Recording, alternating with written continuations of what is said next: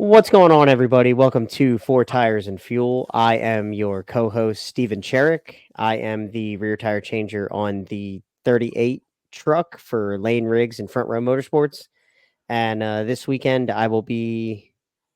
No, I'm just doing truck this weekend. But I was also the rear changer on the 32 Xfinity car for Jordan Anderson Racing and Austin Green. Yeah, and I'm John McGee, front tire changer for the number 41 truck with Nice Motorsports and Bailey Curry, the 35 Xfinity car for Joe Gates Motorsports, and the this week the 44 New York Racing Cup Series car driven by JJ Yaley. Heck yeah. Always got to love doing them cup starts. Yeah, I've had a few of them. This will be our third race this year, and hopefully going to do a few more before the season ends. So, or at least one more after Kansas, hopefully. So, just excited to get any opportunity I can to do the Cup stuff. I enjoy doing it. It's a good group of guys there that we have on the 44 car on the pit crew side and on the behind the wall side. So, yeah, I enjoy doing it and excited to see what we can do at Kansas. Yeah, that's awesome. I'm glad you guys have that opportunity to go out there and showcase what you got. You guys have been doing a really good job all year in the select starts that you guys have made. I mean, you guys haven't had any mistakes. You guys haven't had any issues on pit road. You guys just go out there and get the job done. Well, yeah, that's our goal is ultimately, we've been the first two races I've done with them at Daytona and Atlanta have all been super speedway. So, our objective was clear. Jay Guys, our crew chief, he's an awesome communicator and really, really good crew chief, has realistic expectations, knows, communicates exactly what he wants from us. So, with the super speedway racing, we've been just running in the back till the very end. And so our main goal is just, do nice, clean pit stops, get the wheels tight, full of fuel, and do any adjustments that we have, So this will be our first non-super speedway race this year in the Cup Series. So excited to see what we can do here, and see what we can do on pit road and what our pit strategy is going to be. So yeah, I think it'll be a interesting race, and we'll see how we end up. So What pit box do you guys have? Do you guys have like one of those big fancy, extravagant pit boxes, or do you no, guys use like a C-Tech? we use like a pretty nice Xfinity box. We used a 43 Xfinity car, the Alpha Prime. Oh, okay. Pit box, so it's it's as Xfinity pit boxes go, it's pretty nice. So Yeah, they do have a nice one. Yeah, so we ended up using that, and yeah, I mean, this will be our third time we've set it up, so it's pretty easy at this point, and just get it done. And yeah, and with the Cup Series now, with the single lug, like your tire prep isn't ridiculous. You're not gluing tires, so you're just spraying the inside of the where the nut locks on with Molly coat, and checking the back of the wheels for the pinholes and stuff, and that's about it. So you have time to get everything set up, and yeah, the Cup Series races actually end up being normally a lot less stressful than the truck and Xfinity races, because we're always waiting to either after an ARCA race or after Cup qualifying or practice or something like that to set everything up. So on the Cup side, it's just you guys, just the Cup Series, and you get there early, get everything set up, and Yeah, that's awesome. I'm glad. I know, like last year when we did like Jimmy Johnson stuff, we had that huge box, and like yeah.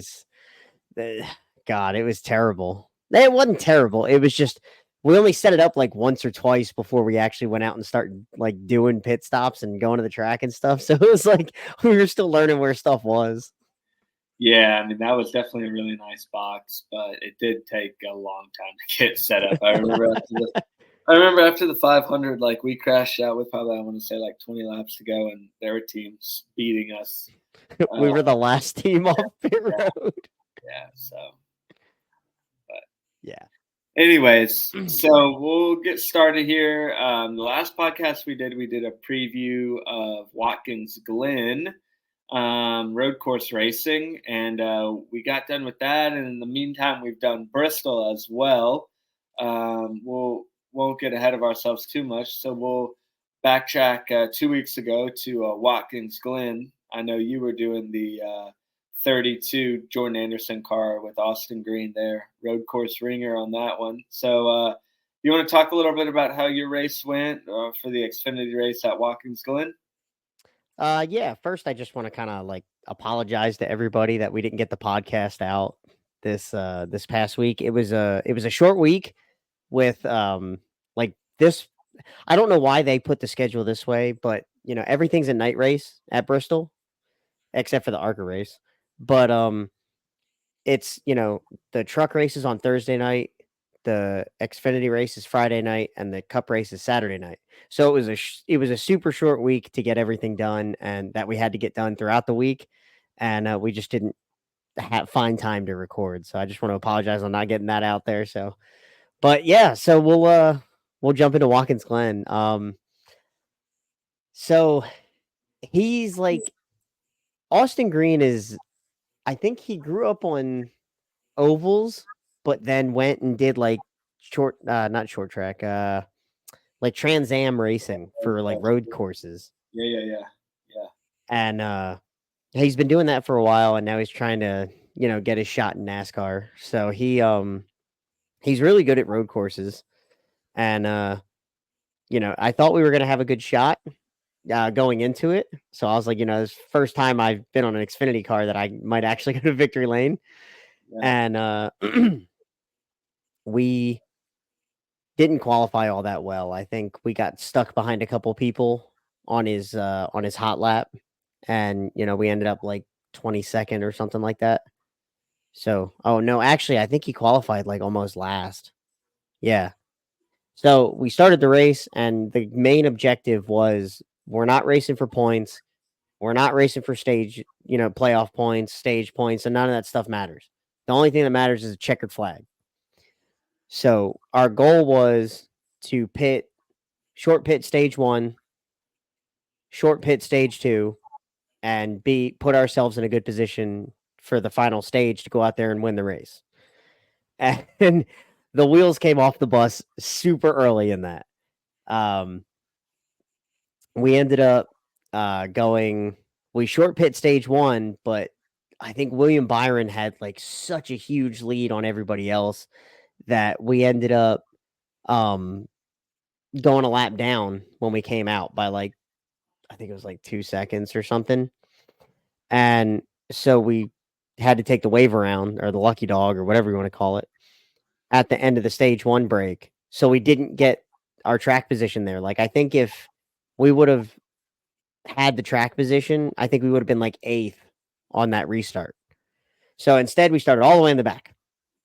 And then he worked his way all the way up from dead last on the restart to, I think it was like 19th, which is where he was running when we short pit the first time.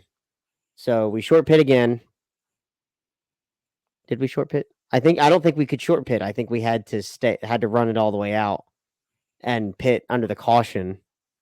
And he no, actually, I'm sorry. We stayed out at the second stage break, and then we pit like 8 laps into the third stage, because that would put us to the end on fuel, and everybody else would have to make another pit stop, whether they pit at the stage break or not. So we thought that was the best strategy, and he ran really well. I mean, like the car was really good, and he got all the way up to like 15th and kind of stalled out there. And the whole third stage went green all the way up until the very end. I think there was a couple wrecks, and he kind of made it like plateaued at that like 15th range, and then after the couple wrecks, we found ourselves fighting for a top 10. So we were like, okay, let's just get this top 10 and, go home. And I think like the first green, white, checkered, he gained a couple spots and he was like in like that 11th, 10th range. And we were like, hey, this is kind of nice. And then the second green, white, checkered, they all like wadded it up in the bus stop, I think, on the second to last lap.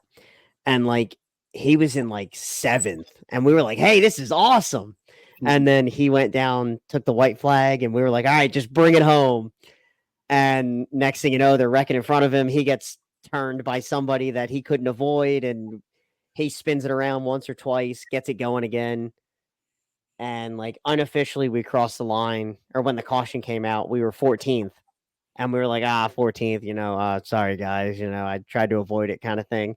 And then I guess later on in the day, they readjusted it to where we ended up 11th officially, Oh, which wow. is Yeah. a lot better than what we thought. Yeah. So, Yeah. but Yeah. pit stop wise, they, it was just 4 tires every time. I don't even think we did any adjustments. I think it was all just air pressure, just because, like we talked about, it's road course racing. You turn left, you turn right. You can't really adjust one without messing with the other if you want to put the wedge wrench in it. So we just did air pressure the whole race. Yeah. Yeah. For us, I mean, our strategy was the same. It was 4 tires, not a lot of adjustments other than air pressure. But we actually had an interesting race where our driver, Thomas Annunziata, did a really good job qualifying for us. And same kind of situation as Austin Green. He's a Trans Am guy, had a lot of experience in road course racing, kind of was our road course ringer to put it in the show for us. And he qualified in on time for us and started pretty good. Was running, gained a few spots, was ended up dropping kind of further back as the first stage went. And at the end of the first stage, we just did 4 tires and fuel and got it out there. And so he starts the second stage and he's on the radio saying, man, it's really hot. And apparently before the race, he was really worried about overheating because he had done it a couple times, I guess, in Trans Am. So he was really worried about overheating. He was kind of nervous about it. And so, yeah, at the end of the second stage break, we come in and he's like, guys, I can't do it anymore. Like, he was like, I'm done. I'm like, it's dangerous for me to stay in here anymore. Like, I can't do it. And our crew was like, can you do 2 more laps under caution? He's like, no, like, I'm going to pass out. So our team owner, Joey Gase, like sprinted back to the hauler, changed into his fire suit and came back out. But at that point, we had already lost like 3 laps. We did the driver change and got him back out there, and we ended up racing, 3 laps down. So yeah, I was out there after we did. So we did a 4 tire and fuel stop at the end of the second stage, and then we pulled Thomas out. And like when I pulled him out, he could like barely walk. He was like so feeble and weak. It was actually kind of like I was pretty nervous for him actually. But they had the EMT and the medics there behind our pit stall, and they like immediately took him to the infield care center and gave him some IVs and stuff. And luckily, by the end of the day, he was fine. But yeah, it was definitely scary. So because of that, we went 3 laps down, and then Joey Gase hadn't driven a road course in like 5 years, so he wasn't the best. He wasn't the fastest. But our main goal is just to climb as much as we could in the race and like finish, as best as we could considering the circumstances. And I know you guys got caught up in that last wreck a little bit, but for us, those like last couple of big wrecks that they had were pretty advantageous for us because we were all the way down in like 34th or something like that, or 35th, and we climbed all the way up into like 27th or 28th or something like that. So, I mean, it helped us. Every little point helps for like a small team like that. every point, every spot that you get higher on in the standings, you get more prize money. You just get more owners points, and like all that stuff helps these smaller teams. So, I mean, all things considered, I think everybody was happy by the end of that. Into the Watkins Glen, like we had the best finish that we could. So we just did. Actually, we did a third stop. We put scuffs back on because we were already at that point. We were like 5 laps down, and we're just gonna put some scuffs that don't have as many laps on them, and we'll just finish the race. So we did 3 stops, and yeah, they were. I mean, the second one really didn't end up mattering because we had to do the driver change. But the first and the third stop went well. Actually, the third stop was probably one of the quicker backward stops I've done. So we were pretty excited about that. And yeah, and then that was our Watkins Glen. Oh, I did the ARCA race at Watkins Glen. I was 55 car for Venturini, Jake Finch. Just did 1 pit stop at the halfway point. I actually did tires before, so I was doing tread depth, staggers, all that stuff. It was cool to see how it was in the ARCA series compared to like the IMSA series, which I had done in the past before. Similarities and differences. I think we ended up finishing like 14th in the ARCA race. So, I mean, I think we probably would have wanted a little bit better finish, but you know. Yeah, I mean, but nobody was beating Connor Zilisch. I mean, like, yeah, that guy was. I mean, and William Sawalich was running really good too, but obviously Connor Zilisch was in the league on his own. So, yeah. So I want to ask you about Thomas Annunziata. Did he have a cool suit on or anything like that? Well, I'm not the best to say. I really can't. I wish I don't want to give wrong information on the podcast, but I do know he had like a hose connected to his helmet, but we didn't have the air conditioning system for him, so it was like blowing in like kind of warm air, and I don't think that like helped a lot. Yeah, so that probably didn't help. No, I mean I don't think it was like hot air, but it definitely was not like the air conditioning system. So I was just asking just because I know Austin Green came over the radio like 5 laps into the race or something like that and said that his cool suit stopped working. And it was a brand new cool suit because the one that he had from practice stopped working.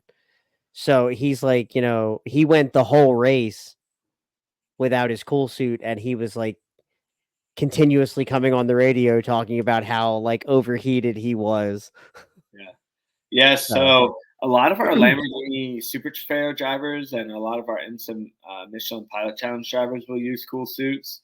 And yeah, like when they work, they're supposed to work really well. But I've heard a few horror stories when they stop working, they can actually kind of make the situation worse than if you were just wearing like normal Nomex or whatever under. So yeah, I couldn't say if he was wearing the cool suit. I know he had that helmet hose connected.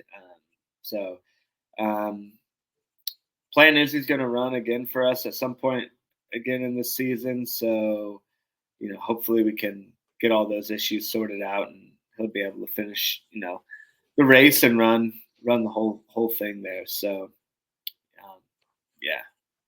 Yeah. Well, I mean, I know you and I didn't have the greatest of days, but congrats to Connor Zilisch and the whole 88 team for a dominating performance. Yeah, that was crazy. He's the real deal, man. Yeah, he's got big things in his future, so that's for sure. So after Watkins Glen, we went on to Bristol. Yep.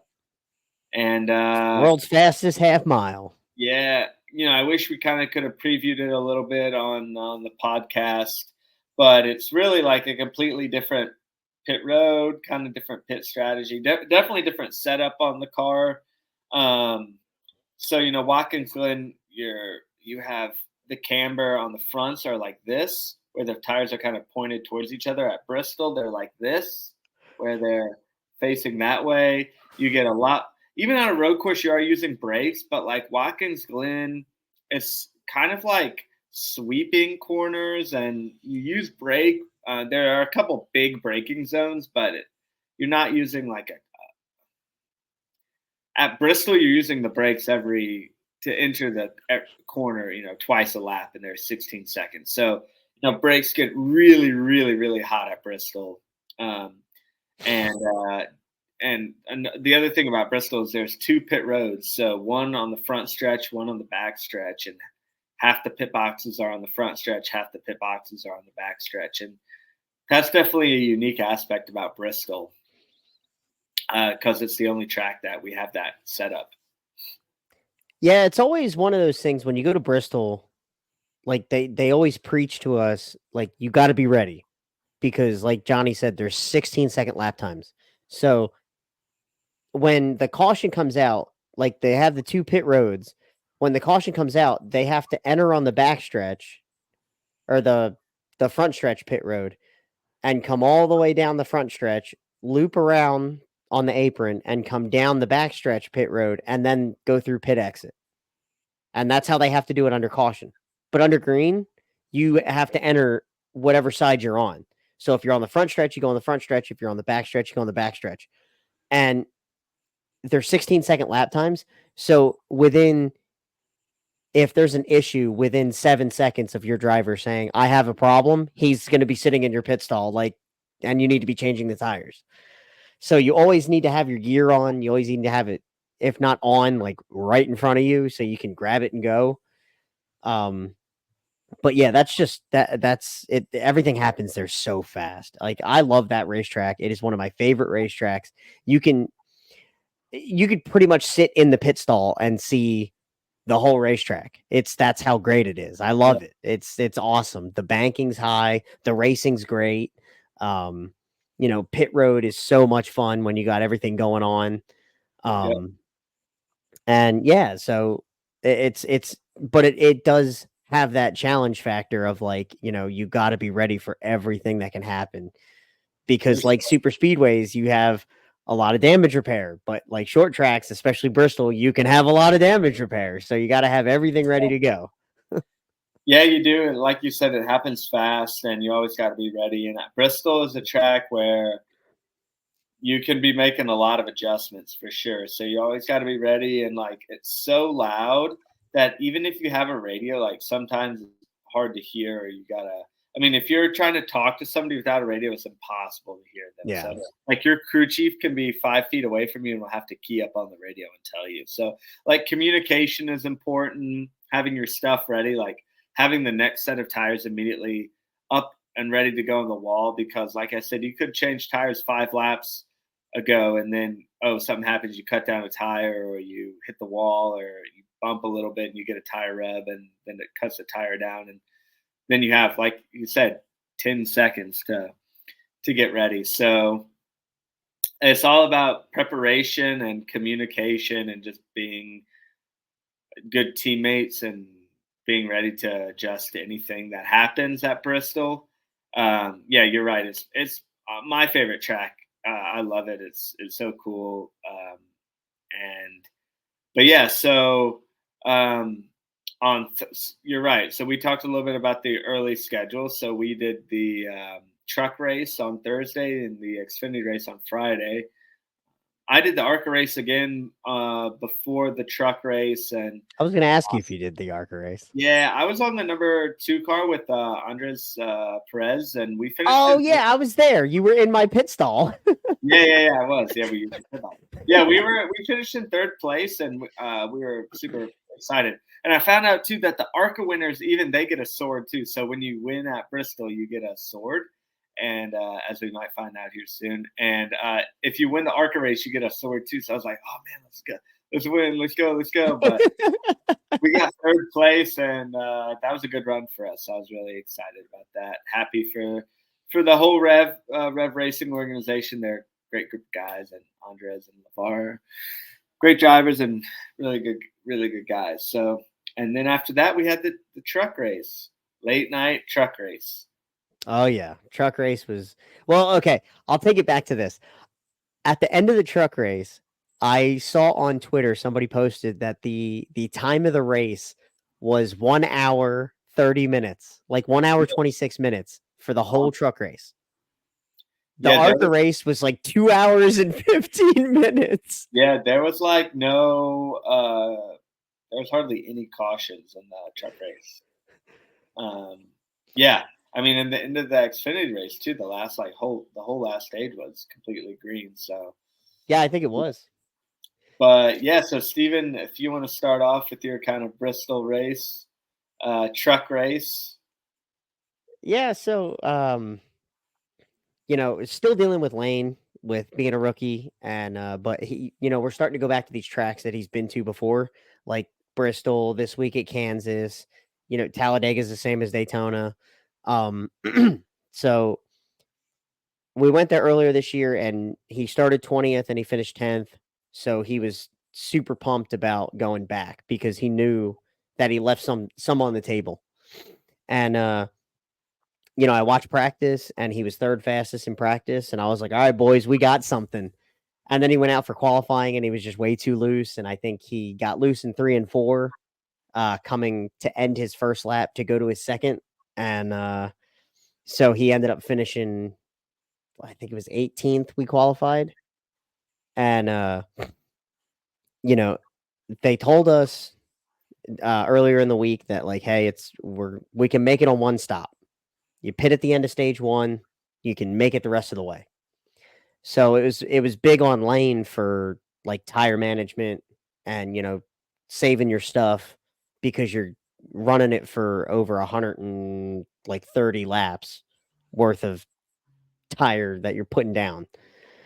Um so we go out there and Layne's like, "Hey, this truck's better than Milwaukee." And we were like, nah, that truck at Milwaukee was fantastic. And he's like, no, this truck's like a lot better than Milwaukee. And we were like, all right, let's see it. And he goes out there and he drove his butt off. He went from 18th to 10th or 18th to 8th in stage 1. And the truck was pretty neutral, like on balance wise. It wasn't too tight, it wasn't too loose. I think it started off tight, but then it got loose in the long run. So they were like, we're not really going to touch it. So basically, at the end of stage 1, we we were going to pit, and it was like, hey, all we knew was this is our only pit stop. We're going to maintain or gain and get him back out there.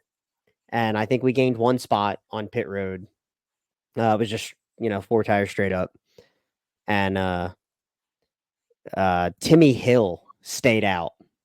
And so we lined up 8th on the restart, and we quickly got rid of him because Yeah, he was on like 45 to 60 lap old tires. There was no way he was going to be able to hang with fresh rubber. And so we got rid of him and we got a couple spots on the top on the restart, and we quickly got to like the top 5, and we were battling with Connor Zilisch and Nick Sanchez, and we got ahead of Connor Zilisch, and then Nick Sanchez ended up spinning him out. I don't know what the deal was there, whether it was, what was going on, but either way, we were inside the top 5. And then from that point on, it was like, hey, Layne's like, if I can take the lead, like it's over for everyone else. And we're sitting there and we're like, all right. And like we got to the end of stage 2 and we were 4th. And they lined up on stage 3 and got a great launch on the top. did you And say that you didn't pit at the end of stage 2? no, You stayed we out. just did the 1 pit stop at the end of stage 1 and shipped it to the end of the race. And so we lined up 4th, got a good launch on the top lane, and I think us and the 11, I think, was the leader in that lane, and we pushed him out front, and then we got to 2nd, and then we worked on Corey Heim and got around him, and I think with like 85 laps to go, Layne took the lead and led every single one of them all the way to the end. Yeah, And yeah. we got a second win this year and went back to back for going from Milwaukee to Bristol. And yeah, that was amazing. I've wanted to win at Bristol since I started pitting, and I've been there the first time. I was like, this place is something special. This is where you need to win at. And I'm just happy I wanted a place that was not called Milwaukee. Congratulations, man. I was super excited when you won. I was like, oh, that's awesome for that whole crew, man. I was really excited when you won at Milwaukee and super pumped at Bristol just because I knew what it meant to you and the rest of the guys in your crew and the team. And yeah, just not that long ago, we were talking about all this bad luck that the 38, was having in the beginning part of the year and not making the playoffs. And God, if we were in the playoffs, man, yeah, oh my God. we were like, so, but we were like, it's going to turn around. I know it is. So, and it has 2 for 2 these last 2 races. So, again, congratulations, man. I was super happy for you. I appreciate it, man. Like, all the support from everybody has been amazing. And it just, like, we're all competitors in this sport, but like when, Johnny was one of the first people to come over and, give me a hug when we won Milwaukee. And like, so, we're all competitors, but we all love each other when we win. Like, it's not like oh, you won, that sucks. We lost. Like, it's yo, man, congrats, you won. That's awesome. I can't believe it. Like, I went to Johnny's pit stall when he won in Darlington, and they were tearing down their box, and I went over and congratulated all those guys. And like, to be a part of it it's almost like you're like a giant family on pit road. And like, so when one of you succeeds, everybody succeeds, kind of thing. Yeah, it really is. I was like, oh, I was so pumped when you guys won. I was like, yeah, that was awesome. You guys celebrated right in front, so I was like, I got And you had like all those pictures you sent me of like us out there celebrating with Layne doing the burnout and everything. I was like, Johnny's supposed to be tearing down his box, and he's out there just taking pictures. Yeah. That's funny. I figured you would like him. I sent him to your on the Facebook page that you have for Sherrick Family Racing. I sent him, and I was like, oh, maybe your wife will post them before you even get done. I sent them to her, and she was like, Johnny already sent me these. I was like, oh, my man, keeping the wife up to date. Yeah, so, and then I saw you got a picture of one of the swords. Are you going to get a sword, man? Are you going to get I'm getting another sword. I have one. It's sitting right up on top of the trophy case. Yeah. If I was able to, I'd get up and get it down and show you guys what it looks like. But I have one from when Chris Buescher won Bristol 2 years ago. And I'm getting another one. I'm getting another one, man. I can't not have it. Nah, man, that's awesome. I'm super excited, and yeah, that's one of the ones that I want. That's one of the ones that I want to get to. Like, I'd love to win Martinsville and get a clock, Bristol and get a sword, and North Wilkesboro and get one of those like moonshine stills that they have for the. There you go. Oh yeah, yeah. So this is what you win when you win Bristol, and this thing weighs a good like 5 pounds, dude. Like, this is a real sword. Wow. Yeah. And it's like, it's this one. I don't know if you guys can see it, but it's engraved with the 17, and it's got my name on it because that's how I wanted it. And it says Bristol Night Race winner, and it's got the date. And it's like it's a real sword. Yeah. Like, you can hear it. That's a real deal, man. Yeah, that's for sure. Like, when I won at Darlington, it was awesome because Darlington is I felt super fulfilled because Darlington is such an iconic track, and like tires like really, really matter, and pit stops really, really matter. And it's like, yeah, if I won my first race at Talladega or Daytona, I would still be pumped. But there's something satisfying about winning at Darlington. But the one thing I wish was the trophy was like, it's kind of like your Milwaukee one. It was kind of like just a generic trophy, but winning one of those like iconic trophies, like the sword at Bristol grandfather clock at Martinsville and like the moonshine still at North Wilkesboro, like those are the ones to really put on your trophy case for sure. Yeah, like this trophy that's like right. I can't do this backwards. Yeah. This trophy right here is the one that Brad won Darlington earlier this year. So I got Busher's first win of me working in the shop, and so I had to get Brad's. So I got that trophy in the background along with all my son's quarter midget trophies that are in there. But yeah, like some of the trophies are really awesome. Like yeah, the Mill Distillery, the grandfather clock. Like if I ever had a chance to pick a cup car and won the Daytona 500, like if we almost did last year with Jimmy Johnson, I'd have got that trophy because it's the Daytona 500. You can't not get it. For sure. No, I know.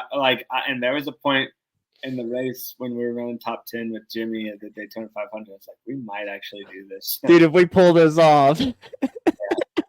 So, but yeah, man, I was just super pumped for you at Bristol. I knew that it meant a lot for you and the team. And to kind of go, like we said earlier, to having this bad luck in the beginning, first half of the season, really through up into the playoffs, and then just dominating the last two races that we've had, as I'm sure has been an awesome feeling for everyone. So yeah, we really pinpointed it down to where like at Texas was the last bad race we had, but it put us in such a bind that we had to be perfect the rest of the year to make the playoffs if we didn't get a win. Yeah. And we weren't perfect, and that's why we're not in the playoffs. Yeah. So it sucks to be put in that little box, but I mean, it's better than, not having a chance at all. And honestly, I wouldn't trade these 2 wins for a playoff spot right now. Right. Because I wouldn't know if we'd actually make the Final Four and win the championship or anything. But you can mark it down today. It is Tuesday, September 24th, 2024. We are running for a championship next year with Layne Riggs. Yeah, that'd be for sure, man. I think you guys, that Front Row Motorsports truck program is awesome. You saw it with Zane Smith, and yeah, Layne's done amazing. So who knows? I think you guys might have a legitimate chance to win Martinsville this year. I mean, not saying that I don't think you could win Kansas, or anybody could win Talladega, but for sure Martinsville, I would think you would have a really good chance at winning. So yeah, and my wife asked me earlier. She's like, "So Layne's really good at short tracks, right?" And I'm like, "Yeah." And she's like, "Well, what happens if he wins Martinsville?" She's like, "We just got this grandfather clock working," and I'm like, push it over to the side and put the grandfather clock for Martinsville." Yeah, I won't say no to it. That's for sure. But yeah, man, that's awesome. I wish I could say the same for us on our truck race. Bailey Curry has honestly been like really good at Bristol throughout his career. So we were coming into it like we were expecting to run like top 10, and unfortunately just didn't really happen. I think he got really loose in qualifying and qualified like 20s, the mid to low 20s, and so we were kind of battling back all throughout the race, and we did our first pit stop, and it was a little slow in the rear, and I think we lost like 1 or 2 spots, and then we came down at the end of stage 2. The right sides were good, and we went around to the left sides, and I don't know what it was, but when our carrier hung the left front tire, 2 of the lug nuts came off. And so for those of you who don't know, if one lug nut's off, it's a major fine, a $2,500 fine. And if 2 are off, it doubles. So it's a $5,000 fine, and your crew chief gets suspended. So, and we could actually have made it to the end of the race on those tires and on fuel. So my crew chief was in the air, put them on, put them on, put them on. So, I'm scrambling and putting them on, and we tighten them, and slowed us down a little bit, so that was a little disappointing. And then the third stop, again, it was a little slow in the rears as well. So not the smoothest day on pit road for us, but I mean, we didn't make like any major mistakes or anything. We did have to do some adjustments, so we did go down on the wedge a couple times, and because of that, I have to the wedge wrench on a truck is about this long, and Super so tall.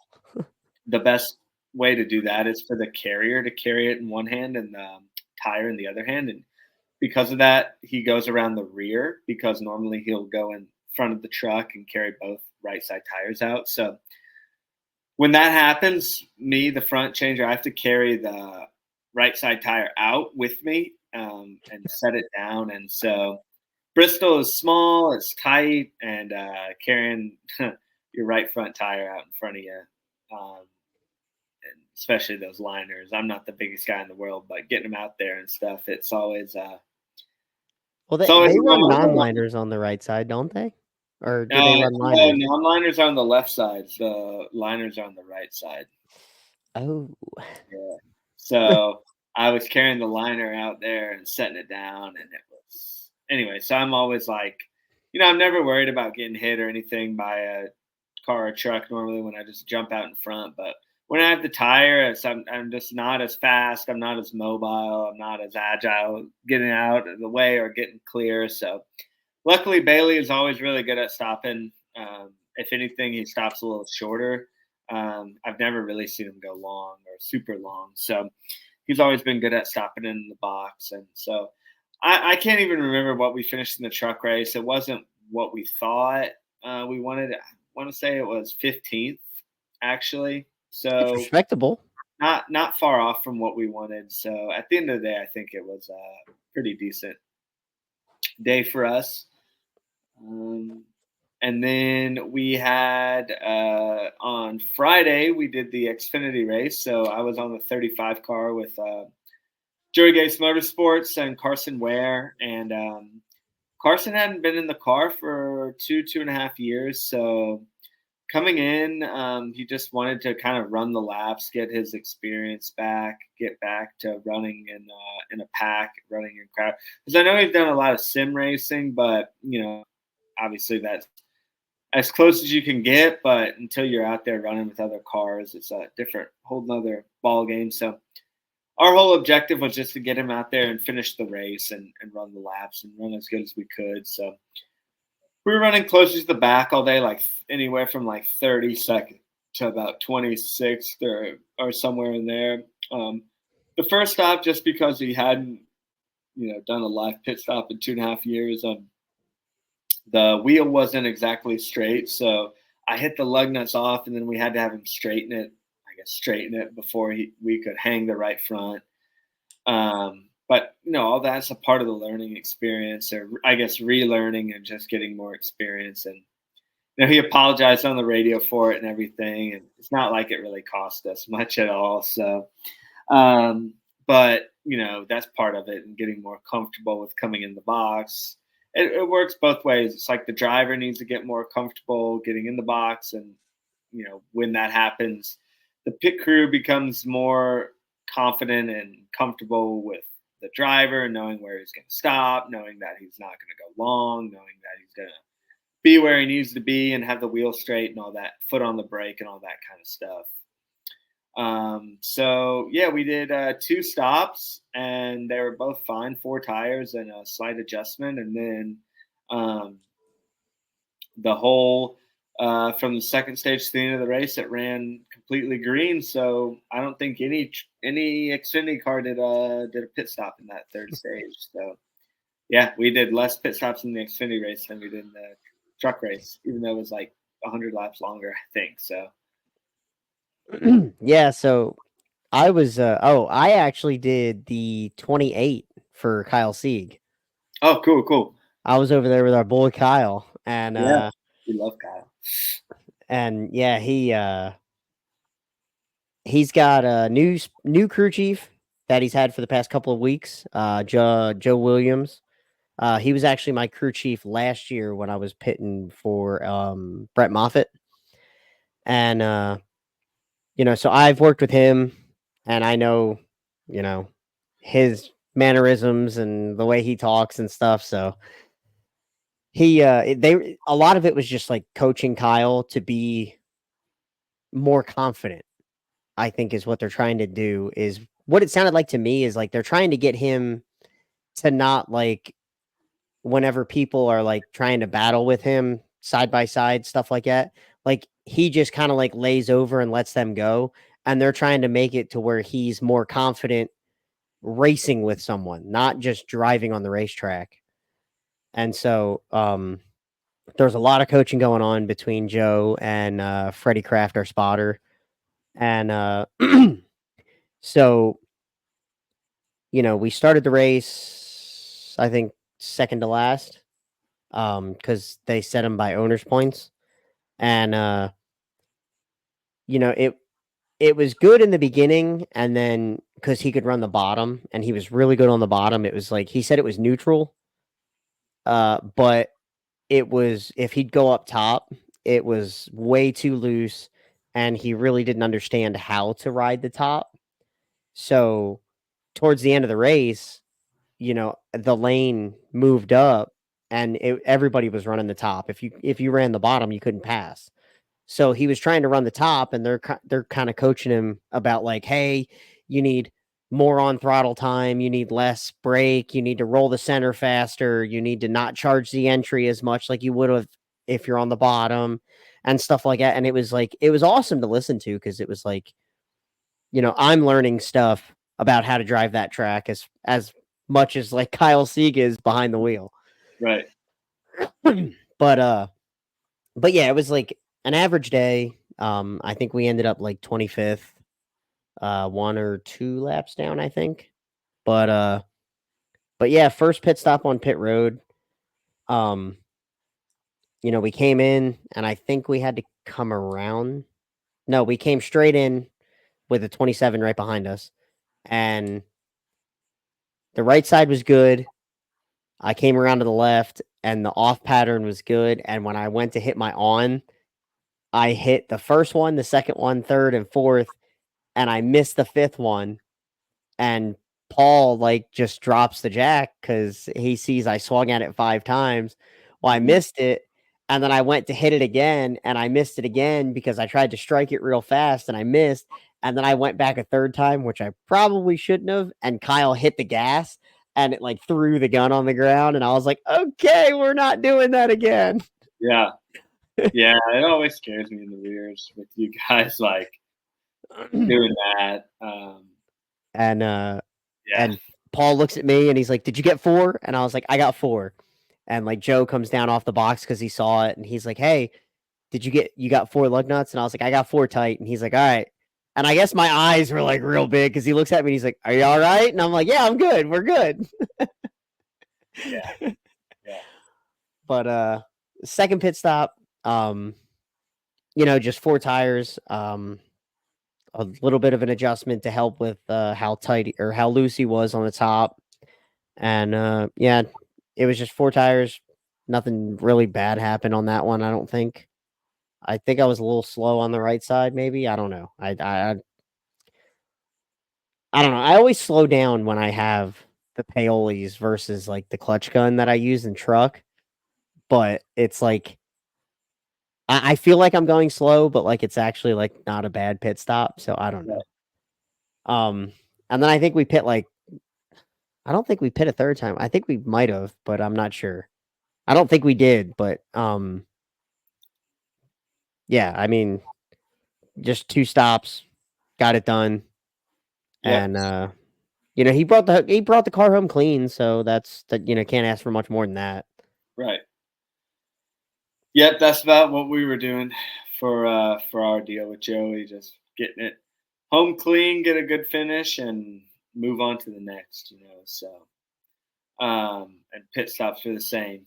Like we said, just get them tight, get them back out there, maintain, if or gain if we can. But yeah, so and then kind of moving. So 3 different track. Unless you have anything else you want to say about Bristol. No, one of the things I did find funny was on the first caution for the first stage break, or for the 31 wrecking or something like Yeah. that. Somebody wrecked real early, and we decided to pit. And like Freddie is talking to Kyle and telling him about like, you got to enter on the backstretch, this and that, just follow everybody else that comes down. And they're trying to figure out who's pitting and who's not. And Kyle went down the wrong pit lane. I think he went down the backstretch pit lane and then came back out onto the racetrack and then went down the front stretch. Or no, he went down the front stretch pit lane and then came back out onto the track and then entered pit road on the backstretch like you're supposed to. And he's like, I'm so messed up. I don't know. I thought I was doing it the right way. That's funny. He's like, I'm all turned around. Yeah. Yeah, we actually pitted, I guess. We didn't. Yeah. We pitted, I guess, at that first caution too. But yeah, I don't know. It was a whatever race. So, but yeah. So, and then we have Kansas now. So we go from a road course to a short track to an intermediate now. Yeah, we've so Kansas, like Bristol, I think every track except for Homestead now for the rest of the season is a track that we've been to before. So Kansas, to me, it's very, very similar to Charlotte because it's almost a cookie cutter like Charlotte, Las Vegas, Texas, Homestead. They all have a long, straight pit road with pretty decent sized pit boxes. The track pit strategy is all pretty similar. You might see some two-tire stuff towards if there's a late caution with like 20 or 30 laps to go. You might see some two-tire stuff, but I would think it would mainly be 4 tires all the time. The only thing I think the truck race is going to be pretty straight up. You pit at the end of stage 1, pit at the end of stage 2, somewhere in the middle of stage 3. Call it a wrap. So the only thing I can really think of Kansas is some drivers really run that high line at Kansas, like the tippity top of the track, the very, very high groove. And you can kind of just like Darlington or even some with Homestead Miami coming up soon, like you can get a little bit of right side damage. Nothing like serious normally, but your driver might scrape the wall or something and get a fender pushed in or something a little bit like that. So that is a possibility at Kansas, something to look out for. But yeah, in terms of pit strategy, it should be pretty straightforward, I would like to think. Yeah, I think, like I said, the truck race is going to be, you pit at the end of stage 1, you pit at the end of stage 2, you pit somewhere in the middle of stage 3, and then that's it. You might not even have to pit in the middle of stage 3. I'm not sure. But for the Xfinity race, it'll probably be, I think we're going to have 4 sets of tires. So it'll probably be, stage 1, stage 2. And if everything goes green, middle of stage 3, and that's it. Yeah. But yeah, I'm going out there and I'm doing the truck race on Friday night, but I'm also doing the ARCA race before that. Oh, nice. I got a text today about an ARCA deal. So. Oh yeah, are you doing that? Yeah, I think you're doing it with who I think you want to be doing it with. So. Yeah, I think it's he didn't tell me who it was, but I think it's going to be a Rev car. So. Yeah, that'll be awesome. So, yeah. Yeah, I had practice today, and our kind of person who I do my pit crew deals with, Jeremy, he told me, he's like, I need one more changer for ARCA. He's like, wait, never mind, no, I don't. And I was like, yeah, okay, cool. And so Steven, good to see that you're going to be doing the ARCA races. I looked at the time and I was like the flight, like we land at 2:00. Yeah. The ARCA race is at 4:30, and then the truck race is at 7:30. I was like, oh, that is plenty of time. Sign me up. Yep. So we'll both be doing the ARCA race, and then we'll be doing the truck race right after that, Friday night. And then, are you doing Xfinity this week? I am not doing Xfinity next week. I am doing Xfinity next week, though. Talladega. Cool. Yeah. Yep, so I'll be doing the Xfinity race and then the Cup Series race. So it'll be a busy weekend for me, doing four races. But yeah, I don't know. I mean, the ARCA race is going to be, I think it's one stop. It might be two, but either way, it's 4 tires. You just have to beat the pace car out. It's Yep. pretty simple, just getting the lugs tight and all that. Getting the right tires on the right corner, doing the right adjustments, all that stuff. Just like you said, Steven, Truck Series race is going to be 4-tire stops. The only thing that might be a challenge is some adjustments or maybe some right side damage that you might get from running the wall. And where did you guys finish in the truck race earlier this year when you ran? We had Johnny Sauter in the truck, and we were running really, really good, like top 5, top 10. And did we have Johnny Sauter? I feel like we had Caden Honeycutt in for Kansas. I think we had Johnny Sauter in for Texas. Yeah. If Caden was in the truck, we were running good. So yeah, we missed the setup and we were running like 22nd the whole race. So we'll have Bailey in the truck, and he's an experienced driver. I assume we'll run pretty well there. And then we have Joey Gase in the car for Xfinity, and again, experienced driver. He's going to do well. And JJ Yaley in the Cup Series. This will be our first race that we've done in an intermediate, so that I've pitted. So, we talked to the guys and we got the setup where we wanted it. The droops were a little longer on the Daytona and Atlanta, so we had to double and maybe even triple pump the left side. But jeez, they got everything sorted out, and those guys are great. And we'll get that we'll get that car pitted to the best of our ability, and they gave us a car that's set up to pit. So. I'm excited for it. I really am. I think it'll be cool to do 4 races this weekend. Busy weekend for sure.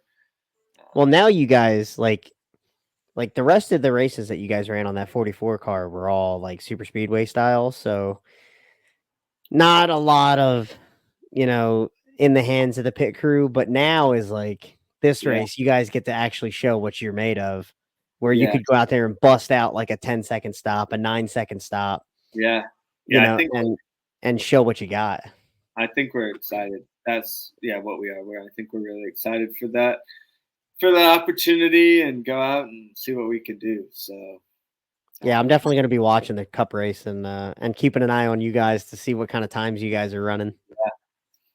Yeah. Hopefully we do well, and I think we have the crew to do it. I'm pitted with most of these guys before. 2 of them was my first time in Atlanta, but they're seasoned veterans and guys that I've known. So it's a good crew. I think we really have the ability to compete with the rest of the crews on pit road. I'm not expecting us to compete with the 11 or the 5 or the.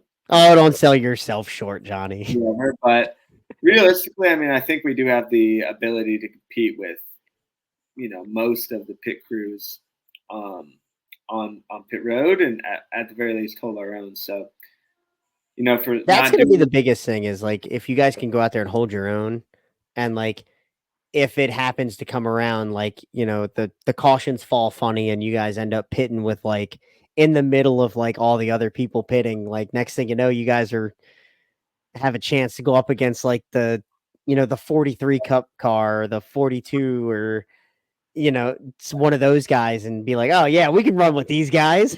Yeah, exactly. So we ended up beating a car off pit road in Atlanta, and so we were excited about that. But not doing the Cup races every week. It's always kind of a challenge. You have a little bit of a chip on your shoulder, but also at the same time, you're like, we're going to go out there and show them what we can do. So, yeah, I'm excited for it. I think Kansas is going to. I like Kansas as a track. I know some people don't. even though I say I like Kansas, I think it should only have one date. I But agree. regardless, it does for intermediates. It does have some of the best racing, and as a facility, I think it's nice and clean, and pit road is, I don't think it has really any problems at all. So, if all the pit roads could be like that, it'd be pretty easy. It'd make our job a hell of a lot easier. Yeah. But yeah, so I'm sure we'll have a lot to report on, or at least I will, I guess. But I'm sure you will too, doing the ARCA and the truck race. Going for the 3-peat. Yep.